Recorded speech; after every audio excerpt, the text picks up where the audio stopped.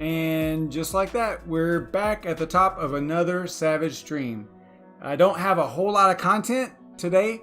I was actually, these YouTube thumbnails that I'm making now, they take a long time. So I just made a new one for the poker tournament, the charity poker tournament that we're having tomorrow morning at tomorrow afternoon, my time, Eastern time, 1 p.m. Eastern time. It's for charity. The details are in the description. There's a link to the document. I did make a mistake. So for anybody that has already registered, I made a mistake on the starting time. I had the starting time set to 1 a.m. tomorrow morning. So instead of 1300 or 1 p.m. on Saturday. So I'm glad I caught it, because if I didn't catch it, then the tournament would have started without us. And everybody would have just been blinded down, and it would have been a disaster. So I'm glad I saw that. I was in there poking around, letting people in and stuff, like, letting people get registered. And I noticed it, and I was like, oh my gosh, okay. So I had to cancel that tournament because you can't edit it for whatever reason. I don't know why you can't, but you can't change any of that information after you actually create the tournament. So I had to cancel that one and recreate a new one.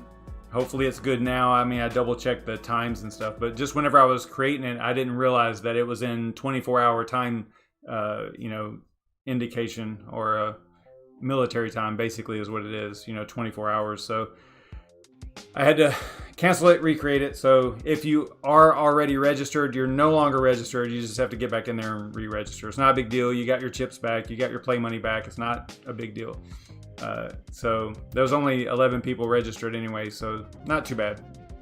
So I figured, you guys know that I'm going to be working on this closet here. It's a 5x5 space, and that's where I'm playing, but it's 10 feet tall, right? So it's a huge closet as far as space. It's 250 square feet, or 250 cubic feet.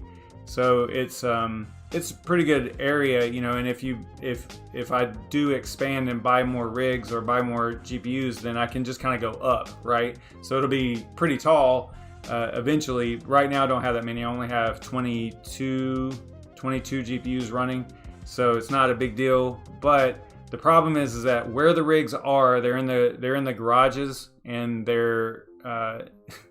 it's so hot in there, and I really need to get them out of there and into an air-conditioned space. The problem is that obviously I can't just throw them in a space and then not get the hot air out of the space. So I've been making all the different considerations of how to do this, and I know that it's easier to get the hot air off of the device, in this case a GPU, than it is it's better to get the hot air off of it than it is to get cold air on it. Okay, so my first goal is to actually get enough CFM cubic feet per minute out of the space, out of the closet, and new cool air introduced into the space. So that's kind of like the goal. I'm not worried about cooling just yet. There is a vent in there, an AC vent. So there is cooling going in there. It's not very much. It's a very tiny vent. It's only like this big, I think. Maybe, 9 inches, 10 inches, maybe at the most. So it is not going to make a big difference, especially whenever I put rigs in there and they're going to be generating a lot of heat.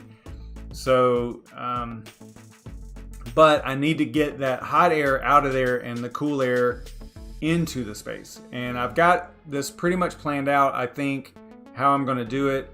I'm going to if you look at, I've got a formula here, or a spreadsheet that I was using to try to do this. And some of this you kind of have to ignore, because what I was doing, I was trying to determine how much heat, because you can convert watts to BTUs, the British thermal unit, and that's kind of like what is used for cooling devices and heating devices too. But some of this you just kind of have to ignore right now. I was just working on some other things. The primary, because I'm not going to worry about cooling it right now unless I have to, right? So I'm not going to worry about the cooling aspect, like installing a small air conditioner or anything like that, like a portable air conditioner. I'm not going to try to do that just yet. I don't think I need it. I think I just need to get the hot air out of the space and then cooler air in, I believe. Hey, what's up, Chancoin? Thanks for the donation, man. That's awesome. Thanks so much. What did you say? Hang on. Because I can't see that. I can't read it. So I need to be able to... Let me do this. Can you put the money to the poker tournament pool? Yes, that money. Yeah, I can do that. Yeah, thanks, man. So I gotta... Let me make a note that I need to send $13 to the thing. Well, that's Canadian, though. How much is that in US? It doesn't matter. I'll just put a note on here. I'll do $13. I think that's more than Canadian, if I'm not mistaken. Man, I wish you could play, man. That would be awesome if you could play. What's up, Tech Man? Jonas P. How's it going? Thanks for tuning in. All right, so back to the Savage Vault. That's what we decided to... I did a poll, on Twitter. We decided to call it Savage Vault. There was a lot of people that commented on that particular Twitter poll, so I don't know who to actually credit it with. But I'll have to look back at the tweet.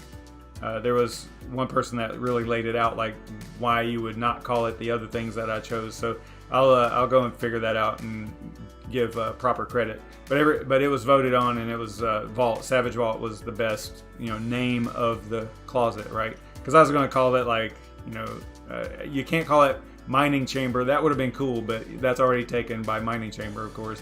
That would have been a cool name. Savage Closet, Mining Closet, Mining Cave, there was all kinds of different things. So, but Savage Vault is or the Vault, whatever, is going to be what it's going to be called. So I thought that was cool. But so at the bottom, so the closet is actually in this room, right? So it's a part of this particular room, and it's 5x5 and 10 feet tall. And one of the walls is where the door to the room opens up, right? So I was thinking that on that wall, I could probably, my room's kind of a mess. I would show you. On that wall, I'm going to, on both sides, just install a vent. Just cut, a hole and install a vent on each side, right? So that air can pass through unobstructed, pretty much unobstructed, and enter the space after, and then I'll have an exhaust fan going up into the attic. And for right now, I think whenever we first started talking about this, I was trying to say, okay, I want to have a way of harnessing that hot air in the wintertime and putting it into the house, which would be great. But I think that right now I'm just going to focus on the one fan and getting it out. And originally, let me show you what I'm kind of working on here. So let's see here. Let me see where I'm at. So the, what is it called? Infinity. I was looking at the Infinity fans. Infinity AC, I think is the name of it. So originally, I was thinking, because I had seen other people use these, it was the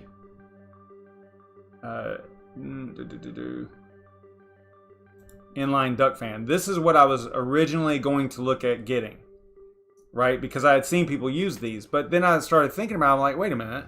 I don't have a grow tent. I don't have a mining tent like some people that use these in those mining tents, right? Where they use a grow tent to cover their mining rigs and exhaust air. I don't have that. What I have is a closet. So if I used one of these, then I would be having to install ducting and stuff, right? And then, I mean, it would make it maybe easier to do the Y connector and do a cutoff so that I could redirect the air, during the winter into the house, and in the summer into the attic. Maybe it would make it a little bit easier, but then I got to looking. I'm like, wait a minute, what all other ways do they have? What all other products do they have? So I went back to products, and I was like, all right, let's look at shutter exhaust fans. Okay, so I went there, and this makes more sense. This makes a lot of sense to me. Tell me what you guys think, if this makes sense or not. But the one I already bought it. It's being shipped right now. It is this one. I think I got a 12 inch. I'm pretty sure I got a 12. So the 12 inch and So what it'll do is I'll have to cut a hole in the roof in the ceiling, right? That goes directly out to the attic, and this fan is going to basically pull the air out of the space and throw it up into the attic. And it has 1250 CFM, which I think is enough based on my calculations. I believe that that's going to be plenty. It'll probably be too much, so I'll probably have to, not turn it on high speed or however the speeds work on this thing. But it does have a cool little LCD controller. It's a pretty neat little fan. I've watched some videos and watched some reviews and read some reviews on it. Seems to be pretty solid. Super quiet. That was one of my things. Like, this room is in the closet is in this room, so it's got to be quiet. Because I watch TV, and this is like the media room, right? Computer room and all that. I can't have it be too loud. Although I like the sound of mining rigs. Don't get me wrong. It's a soothing sound to me. As long as things are running right, it sounds fine to me. But I don't want a fan to be really loud, because that's not really the same as a mining rig. So a fan might bother me a little bit. I don't know if it was too loud. And this one is pretty quiet from what I understand. It says here it's 63 dBA, so decibels. So that is not that loud, because if you do a comparison, I believe that's it's basically, I think it's about, I would have to look. I don't remember exactly, but I know that it's not that far away from like a whisper, right? Or just regular talking. So it should be pretty quiet. I don't know my decibels that much, but it should be pretty quiet. That's what they are basically marketed as, is super quiet, that kind of stuff. So I think, hey, what's up, Serpent? So I think it will be really cool and will probably work really well. So if you look at the calculations that I have, if you look over here, again, ignore everything over here. You'll see the numbers change if we change the numbers over here, but this is for the cooling aspect of it, and I'm not worried about cooling right now. So all I'm worried about is getting the hot air out of the space. So the room, the length is 5 feet, the width is 5 feet, the ceiling height is 10, so it's 25 total square feet, but the volume is 250 cubic feet. And the biggest thing you got to figure out is how many times per minute you want the air in that space to change, right? To be replaced with the new air, right? So that's what the goal is. And I think that, whenever you're looking at like data centers and things like that, they use calculations similar to this, but it's a lot more complex, obviously. But they do utilize they really utilize the amount of wattage. And what's cool is now, used to there was all these different calculations, BTU and all this stuff, and you couldn't go back and forth between all the different values or all the different, I guess it would be values, right? All the different options like BTUs or watts and all that. But now, recently, they've kind of transitioned into they being like the organizations that do these types of calculations. They've looked at doing all watts. So because a watt is a measurement of energy, right? It's a measurement of heat. So you can directly attribute that to a space and find out how much heat is being put into the space from the watts that are consumed and utilized by the electronic devices. So in our cases, we got GPUs, and we know how many watts the rigs are. We normally have the smart monitors, or the kilowatts and all that stuff. So we know exactly how much wattage our rigs are taking. So we know how much heat is being put into the space, right? Or we can calculate that. And then you have to also consider the size of the space. Like a garage is huge, although over time, if it's hot outside without the insulation, it can get really hot in there with one rig. I've got an 8 GPU rig in this garage over here, and it is 108 degrees in there, right? So, it is burning up hot. I have to open the garage every day just to let it cool off a little bit. So this is what is prompting me to do this whole closet thing and the Savage Vault, okay? So anyway, let's look at this. Let's look at this spreadsheet real quick. And once you decide how many times per minute you want the air to be replaced in the space, that's the critical part. So right here you can see seconds per air exchange desired. So 10 seconds would be 6 times every minute, which is a lot. I mean, if you replace the air in the space 6 times every minute, every 10 seconds, that's kind of crazy. That's a high number.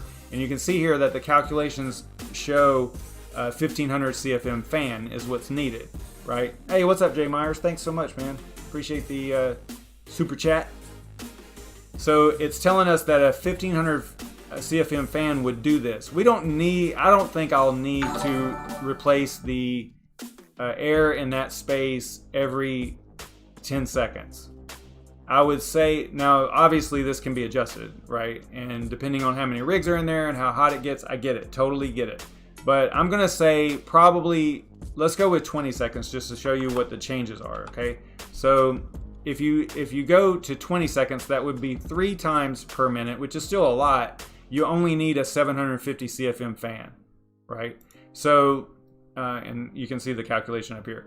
So you only need a 750 CFM fan. I'm ordering, or I already ordered this fan, which is 1270. And this is why I believe that I am good to go. I don't think that I will need more than that.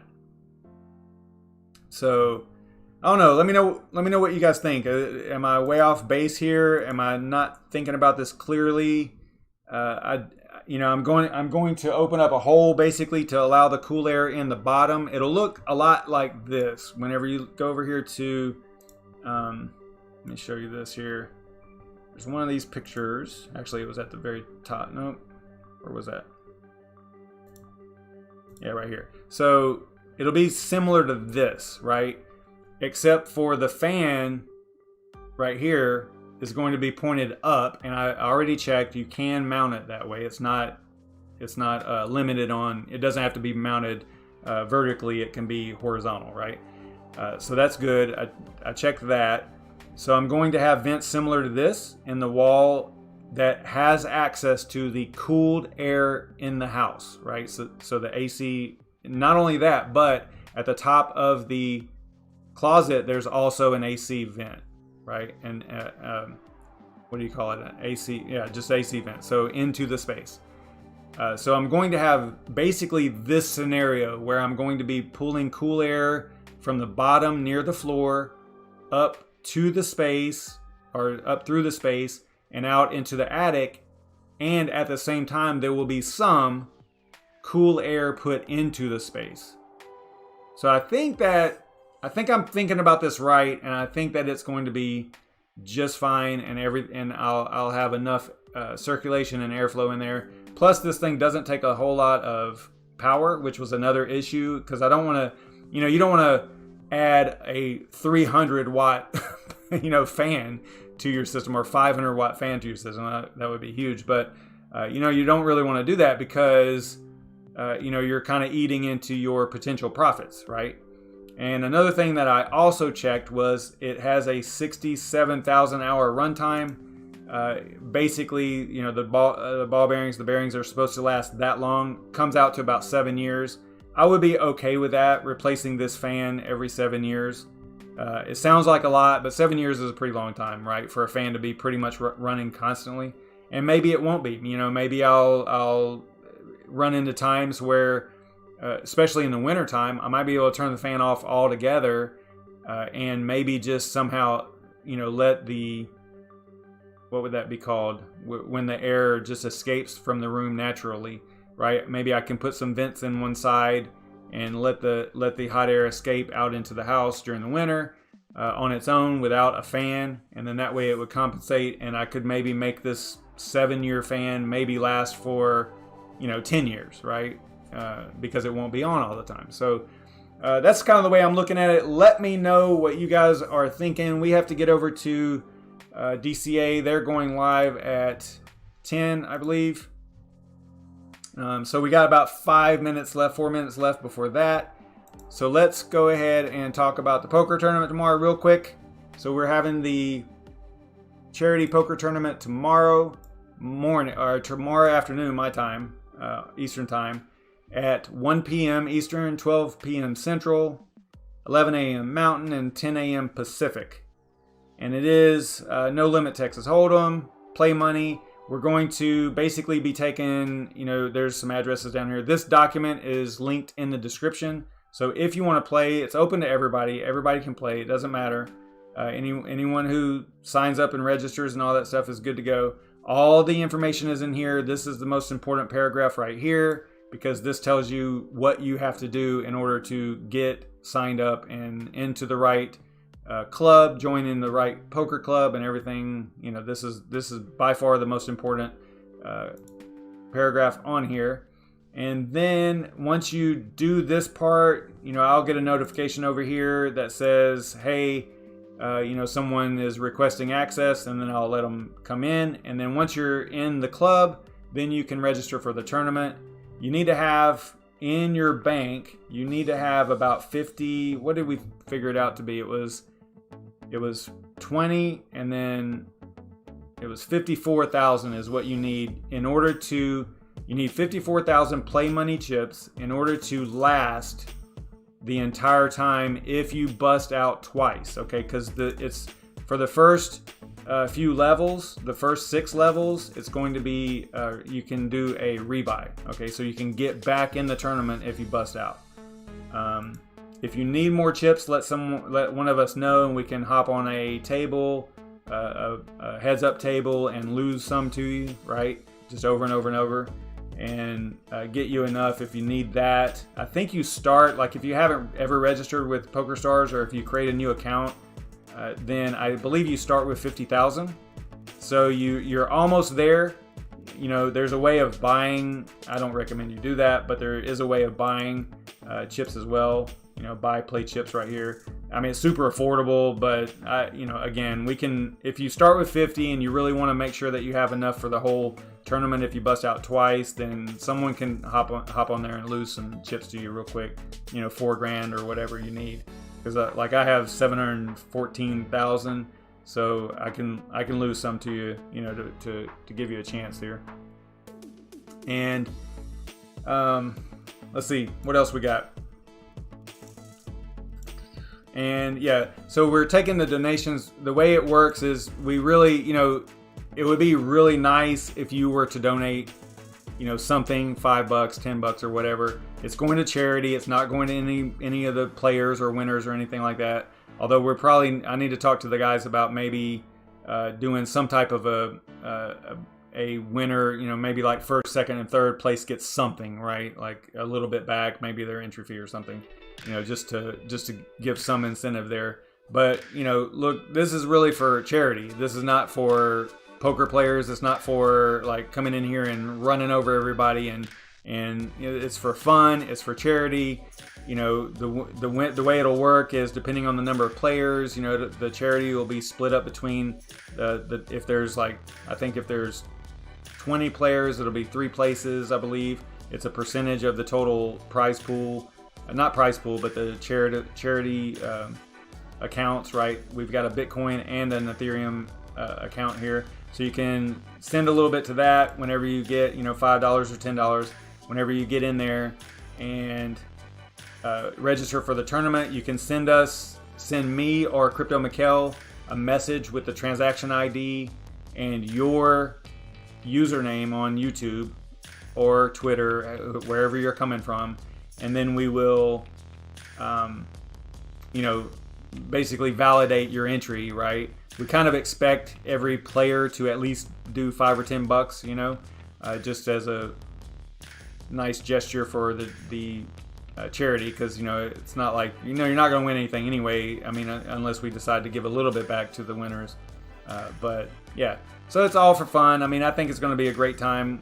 Before I had to cancel that tournament, there were 11 people signed up already. I think there's going to be it'll probably be under 20. So we're looking at 2 tables, most likely, unless things go crazy tonight. I mean, I know that a lot of people are trying to promote it and help, and it's much appreciated. I don't know what's going on. I thought it would be way more popular than it is, but hey, it is what it is. It's the first time we've done it. I still think it's going to be great. I think it's going to be fun. Yeah, right here it talks about the number of players and then how many places are paid. So the document is in the description. It's all here, guys and gals. So if you have any questions, it's all right here. Let us know over here. You know, it's all right here. It takes a couple minutes to read this. Everything is in here of what you need to do to get signed up and registered and all that stuff. So please do that. It is that is not the charity donation address, just the address for the entry. No. This is the charity address. Yep. Because there's no entry fee. We're just kind of expecting you to donate something to charity. That's the way it's going to work. There's not an entry fee. I can't do that. That's not. I don't even know if that's legal. So anyway, yeah. So let's get over to DCA and check them out. And I'm going to sign off of here. And I'll see you guys tomorrow at 1 o'clock. Let's play some poker, guys and gals. I will see you all then. Sound good? Stay savage, everybody. See you in DCA. Let's do a savage raid over there, too.